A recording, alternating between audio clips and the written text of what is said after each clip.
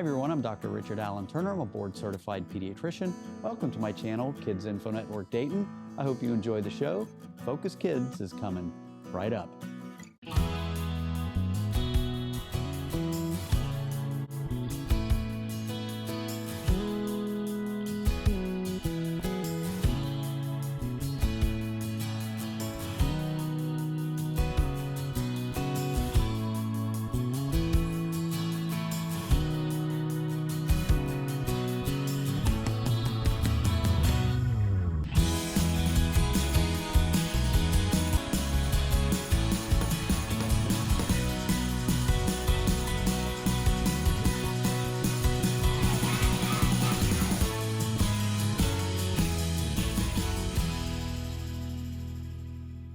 Hey everyone, Dr. T here. Welcome back to Focus Kids. I have back with me on the show today two familiar faces, Dr. Ed Tronick and Dr. Claudia Gold.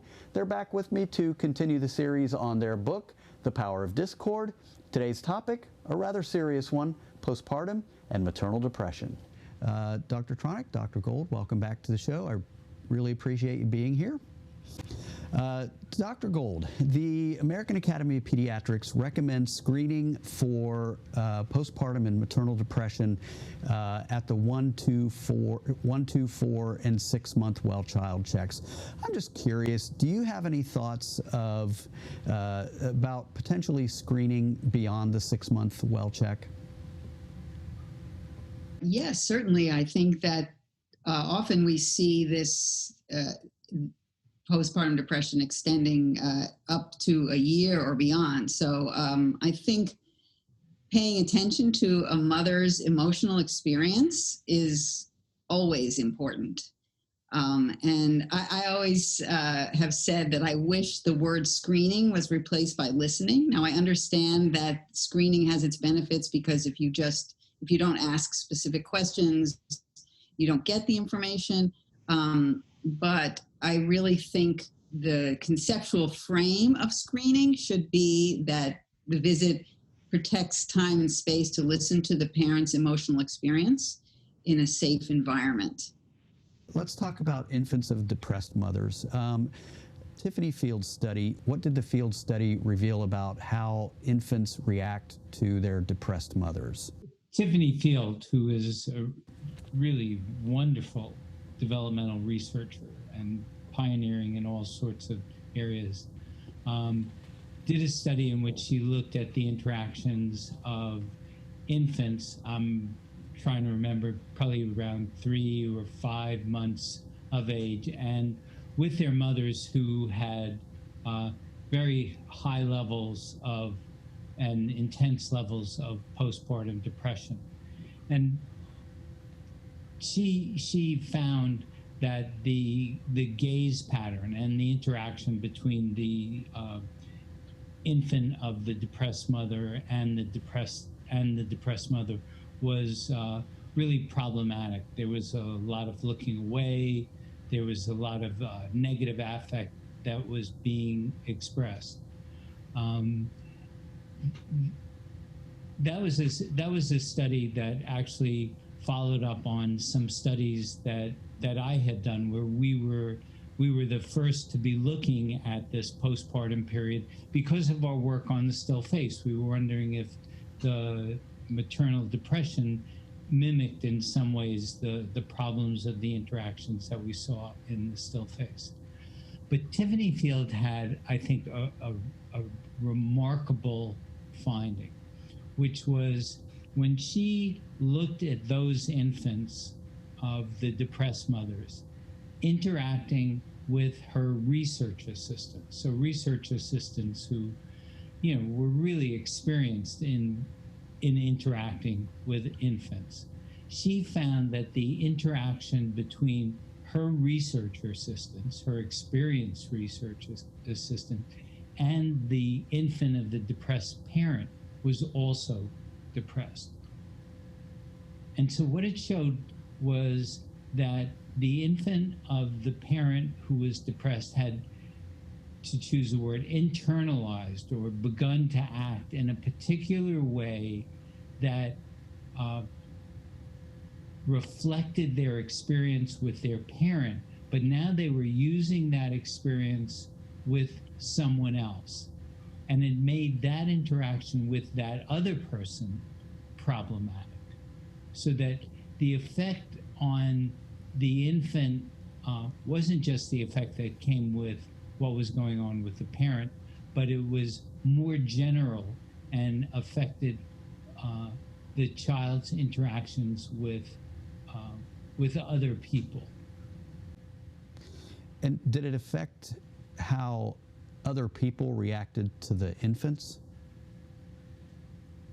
What we noticed in our lab, following up on Tiffany Field's study, was, this is a little exaggerated on my part, but I could watch just the interaction of my research assistants with an infant who had a parent who was depressed. And what would happen would be my research assistant, again, experienced young women who had interacted a lot with infants, that the first part of the interaction seemed pretty typical. But as it went on, the research assistant moved further away from the infant, touched the infant less, showed less positive affect with the infant. And when the interaction was done, she would say, "Oh, I really did poorly. I couldn't figure out what to do."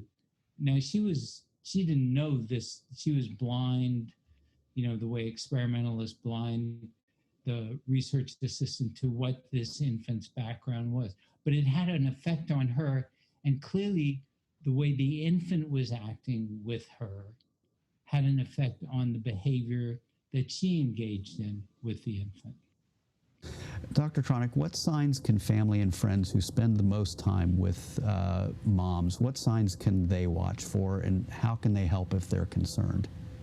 It's an intriguing and interesting question. You can think of depression as a disorder of communication. The person who's depressed, and probably most of us had at different times felt depressed one way or another, so you don't feel like communicating. I think for the parent who's depressed, there's kind of an extra jeopardy in the situation, which is that they themselves are worried about how their mood and their feelings and their depression is affecting their infant. And their focus is on ensuring that everything is just fine for the infant. And because they're so worried, in a paradoxical way, they often don't communicate to their partners, to their friends, just how disrupted and discouraged they feel, because it brings to mind for them the fears that they're really hurting their infant.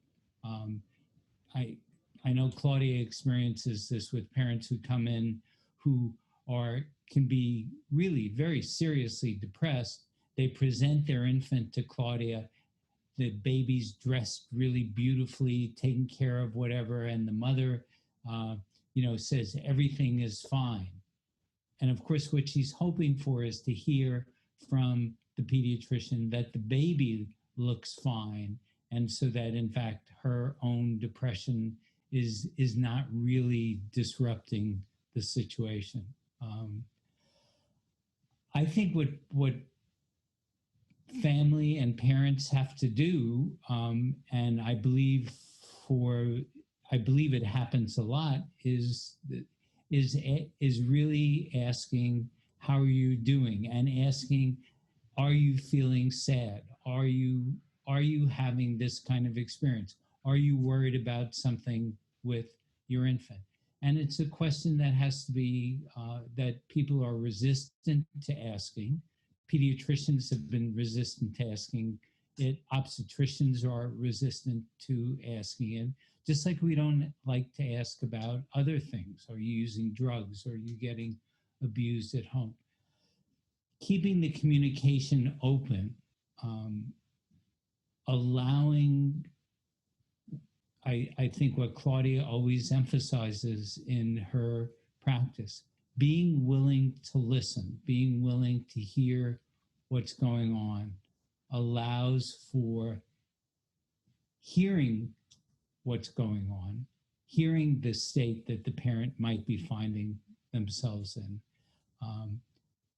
not feeling stigmatized by the fact that they're experiencing something like the postpartum blues and then postpartum depression.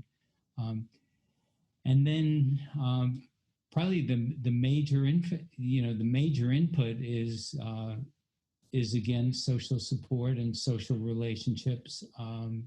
And if needed, there are all sorts of really effective interventions for postpartum depression and for depression,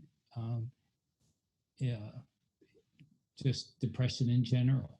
Aside from handing mom a piece of paper and asking her these questions on paper, what kinds of things can we as providers listen for that might clue us into that maybe something is not quite right? Well, I do think that asking open-ended questions, a very important part of all of this literally is time. Because I think that if you're rushing from patient to patient and you go in and you ask, so how are you doing? A person who's feeling vulnerable and there's risk of shame and stigma is not necessarily going to tell you that. So I think that sort of the culture of healthcare needs to recognize the value. It's not a lot of time, but even just 30 minutes versus 10 minutes with a new mom, it may be enough time for their sense of threat to dissipate so that they can actually speak honestly with you. And I think listening to the whole story, I think the risk of screening, again, which is what you started with, is that the problem is then seen as residing exclusively in the mother as a disease, rather than, I often think of a mom who was really struggling and her partner went to a dad's group. And then her depression lifted, because I think that the ability of the partner to be present with the mother has such an incredible impact on her mood. So being able to really open up the whole story, including what I referred to earlier, is what's going on with the baby. Because if you have a baby that's very difficult to settle and the baby cries all the time, those are very real issues that mothers and fathers struggle with, and validating that the baby who's unpredictable in their state and doesn't sleep well is going to also have a negative impact on the parent's mood. So it just, you need to have enough space and time to open up the complexity of the story. And Dr. Tronick, a few minutes ago, you mentioned self-regulation. So I do want to take a few minutes to talk about how we regulate our emotions. The Power of Discord discusses several different ways we do this, and those are mutual, which you mentioned, self-regulation and co-regulation. Can you talk about each of these a little bit? Self-regulation is the process, all of our bodily and brain and physiologic processes that allow us to behave in the world and to, in some ways, make sense out of the world. So if, an infant has some capacity, a newborn, for example, a newborn who is beginning to cry and get upset, has some capacity to regulate themselves, to self-comfort is one way to put it. They might put their hand in their mouth, they might fold their arms across themselves, they might get focused on some kind of light or something in the environment, all of which helps them to re-regulate, that is, have physiologic homeostasis, and to be, my term is to be well organized.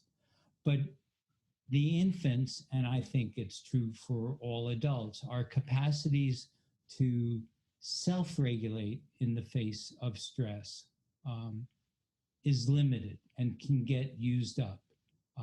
So an infant can control themselves for a little while under the stress of something that's bothering them or some kind of discomfort. But after a while, their capacity is, in a sense, literally in a sense, used up.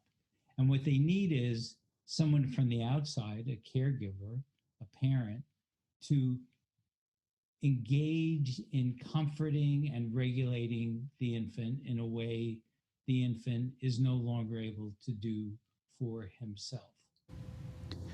And when it comes to maternal depression, if a baby doesn't develop healthy self-regulation, Dr. Gold, what are some of the short-term and long-term difficulties for the depressed mother, her baby, and even the family? Well, again, it all is a developmental process. So if you start with an infant who needs their caregiver to help organize them, and that caregiver is not able to do that, for that one example of struggling with emotional distress that makes that difficult for them, then what you might see is a toddler who has difficulty calming down, has a lot of tantrums. This is a very familiar story from my pediatric practice, and maybe also for you. You see this whole developmental process. So then you have the child who has more tantrums, then the parents are more likely to get frustrated with them, and then you add on that the underlying depression there. So the interaction becomes increasingly problematic. Then you put that child in preschool, and you have a child who has a low frustration tolerance, who then has difficulty socializing and is easily distracted. And then you put that child into kindergarten, and you may very well end up with one of the ever-increasing diagnostic labels that we're seeing. So that's why when I see a child of any age, I really like to get a really in-depth understanding of what the relational context was from very early on. And once you can really understand that, it helps you not only to know what to do when they're 5, but what to do when you have the family in your office when the baby is still an infant. Because if we can really support parents at this time, then we have a tremendous opportunity for prevention, because the roots of those problems really can begin very early. How do we help moms or people in general suffering from depression, whether it be maternal, postpartum, or depression in general? How do we help them overcome the stigma of talking about or opening up about mental health issues? Well, that's a very big question, but I think human suffering is a normal condition. We all suffer emotionally at one time or another, and recognizing that doesn't mean that there's something bad about you or wrong about you, but that you need, in order to be fully in the world, particularly when you're in the parenting role, that getting some relief from that suffering is really important, and that it's not a judgment that people do have moments in life when they do suffer. And what are some treatment options available for moms? Many different things. So Ed mentioned groups. I think social support is hugely important. It's been particularly difficult, obviously, in the time of COVID, but I've been very impressed by how quickly online parent groups, support groups emerged within the first month of the pandemic. And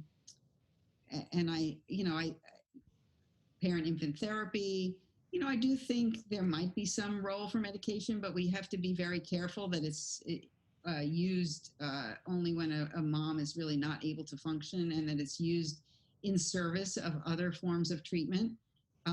Bringing in partners, as I mentioned that other case, what's going on with the support person in that mom's life, whether whoever that is. So I think a multifaceted approach, time for self-care, having other people who can watch the baby. So really thinking holistically and broadly about supporting moms because they're, as Winnicott said, you know, we're talking, it may seem like we're talking about simple things, but this is the foundation of our emotional health. And finally, for both of you, and you touched on it a little bit, how can we as providers support moms suffering from postpartum and maternal depression, and try to help give them some hope and reassurance that things will get better? I'll just say one thing and then I'll turn it over to you, Ed, which is that I also find that entering into the relationship in the visit is very helpful. So I've had moms who are very depressed who could, when we take time to notice what is the baby's behavior communicating, they still can do that. So they can recognize that they can be there with their baby even if they are depressed. So then that can kind of help to alleviate a lot of the guilt and blame, that sort of double whammy that Ed was referring to earlier. So I think it's really useful to bring the baby into the conversation from the very beginning. Who is this baby? What is this baby like? What is this baby telling you? And that is a really important part of what we can do as pediatricians.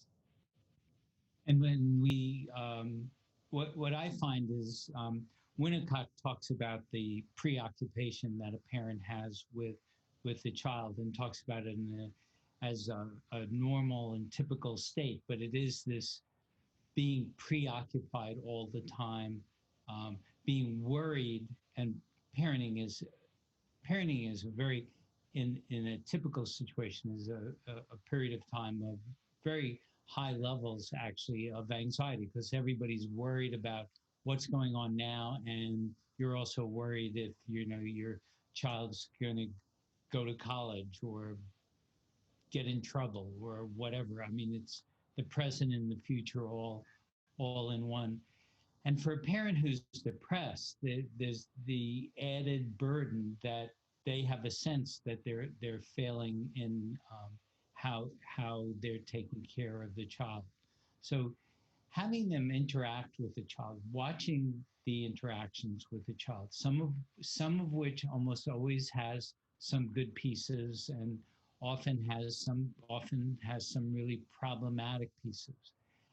And one of the things I do with the parent, and I think you did this, Richard, I don't know if it was in a session or you just sent a note to me, is I talk to the parents about how there are two things going on.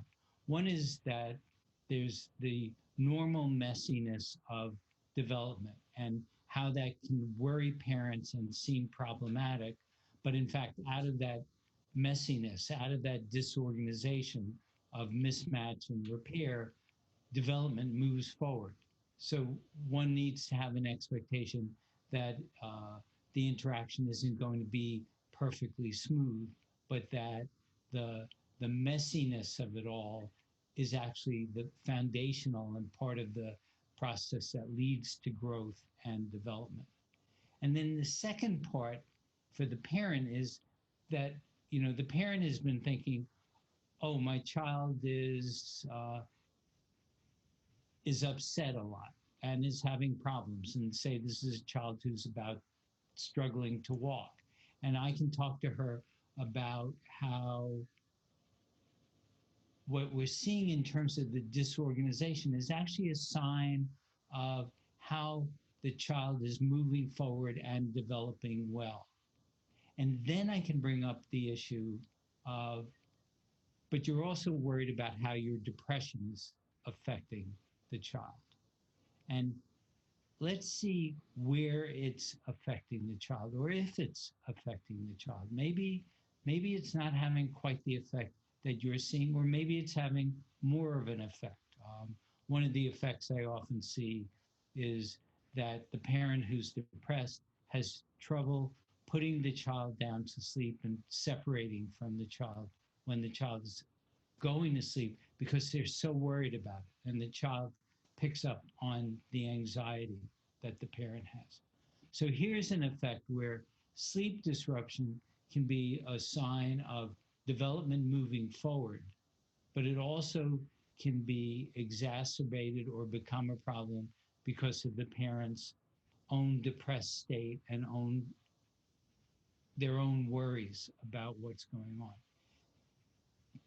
But once we make that distinction, we can begin to think about how do we work on the depression and at the same time allow the normal disorganization to move forward and to recognize that a lot of things are going really well, and at the same time, there is something to deal with around the depression.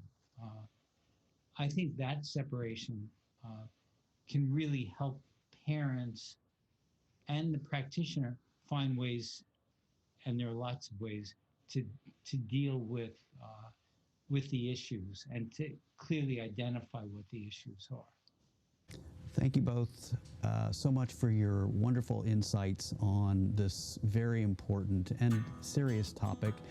And now for my final thoughts. If you or someone you know is suffering from postpartum or maternal depression, please don't stay silent. Speak up, speak out, get help. It could save your life or the life of someone you love. Don't forget to like, subscribe, and comment below. And if there's a topic you'd like to see on the show, drop a line in the comments below and you might just see your idea on an episode of Focus Kids. Don't forget to check out the links below to Dr. Tronick's and Dr. Gold's works.